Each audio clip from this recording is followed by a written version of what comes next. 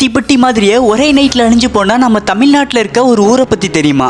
மிகப்பெரிய புயல் வரப்போகுதுன்னு மக்கள் எல்லாம் பாதுகாப்பாக இருங்க அப்படின்னு தமிழக அரசு ஒரு செய்தியை சொன்னப்போ அந்த நேரம் பார்த்து காற்று வேகமாக அடித்து அந்த ஊரோட கரண்ட் கம்போல சாஞ்சு கவர்மெண்ட் சொன்ன செய்தியை கூட கேட்க முடியாமல் அத்தனை ரேடியாவும் நின்று போகுது. மின்சாரம் வேற இல்லாதனால அந்த மொத்த ஊருமே இருட்டில் இருந்தப்போ சரியாக இரவு 12 மணிக்கு நடந்த அந்த ஒரு சம்பவம் தான் இன்னைக்கு உலகம் முழுவதும் பேசப்பட்டு பல பேரையும் கண்கலங்க வச்சிருக்குங்க. ஆமாங்க, 1964 டிசம்பர் 22 தனுஷ்கோடியில் நடந்த சம்பவம் தாங்க இது.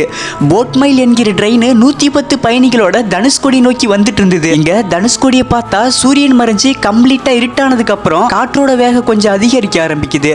நேரம் ஆக ஆக காற்றோட வேகம் படுவேகமா அதிகரிச்சுட்டு போகவும் மின்கம்பங்கள் எல்லாம் கீழே விழுந்து மின்சாரம் துண்டிக்கப்படுது. மக்கள் வீடுகளுக்குள்ள மண்ணெண்ணெய் விளக்கை ஏத்துனா அடிக்கிற காத்துல எதுவுமே எரிய மாட்டேங்குது. மொத்த தனுஷ்கோடியுமே மயானா இருட்டா மாறி போன நிலையில மணி இரவு 10 ஆகவும் இப்பதான் மிகப்பெரிய சம்பவம் நடக்க போகுது. இதுவரையும் அடிச்ச காத்துக்கு ஏதோ சாதாரண காத்து மழையும் தான் மக்கள் நினைச்சு தாக்கு பிடிச்சிட்டு இருந்தாங்க. ஆனா இரவு 10 மணியை தாண்டவும் சாதாரணமா அடிச்சிட்டு இருந்த காத்து இப்ப சூறாவளியா மாறுது. மக்கள் வீடுகள் எல்லாம் சேதமடைஞ்சு கடல் தண்ணிலாம் வீட்டுக்குள்ள வர ஆரம்பிக்குது. நேரம் ஆக ஆக இன்னும் காத்தோட வீரியம் அதிகமாயிட்டே போனதுனால மொத்த தனுஷ்கோடியுமே இப்போ நிலகொலைய ஆரம்பிக்குது. கிட்டத்தட்ட இரவு 12 மணி போலதான் இந்த சம்பவத்தோட உச்சகட்டம்னே சொல்லலாம். மணிக்கு 280 கிலோமீட்டர் வேகத்துல அசுர காற்று அடிச்சிருக்கு. 30 அடி உயரத்துல கடல் அலைகள் எழும்பி வந்திருக்கு. இதோட விளைவா கடைசியில் அங்க என்ன நடந்து தெரியுமா? களிமண், மரம், பனை ஓலைகளால் செய்யப்பட்ட அத்தனை வேடிகளும் காத்துல அடிச்சு எங்கேயோ பறந்து போயிருக்கு. மக்கள் கடல் தண்ணியில அடிச்சு கடலுக்குள்ளே இழுத்து செல்லப்பட்டிருக்காங்க. சரியா 12 மணிக்கு உச்சகட்ட சம்பவம் நடந்துட்டு இருந்த போதுதான் அந்த போட்மைல் ட்ரெயின் பார்த்தீங்கன்னா தனுஷ்கோடியில் நுழைஞ்சிருக்கு.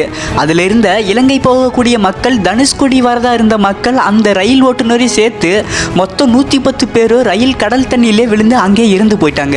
சொல்லப்போனா தனுஷ்கோடிங்கிற ஊர் அழிஞ்சு போனதே 2 நாளுக்கு அப்புறமா தான் தமிழ்நாட்டுக்கு தெரிய வருது.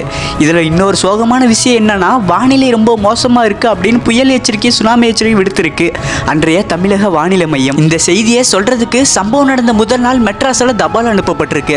அந்த தபாலும் 2 நாள் பயணிச்சு கடைசியில் தனுஷ்கோடிக்கு வருது. கடைசியில் அந்த தபால் படிக்கிறதுக்கு மக்களும் இல்லை, அதை கொடுக்கறதுக்கு அங்கே போஸ்ட் ஆஃபீஸ் இல்லை. மறக்காம நம்ம சேனலுக்கு சப்ஸ்கிரைப் பண்ணிட்டு வீடியோவுக்கு லைக் பண்ணிடுங்க.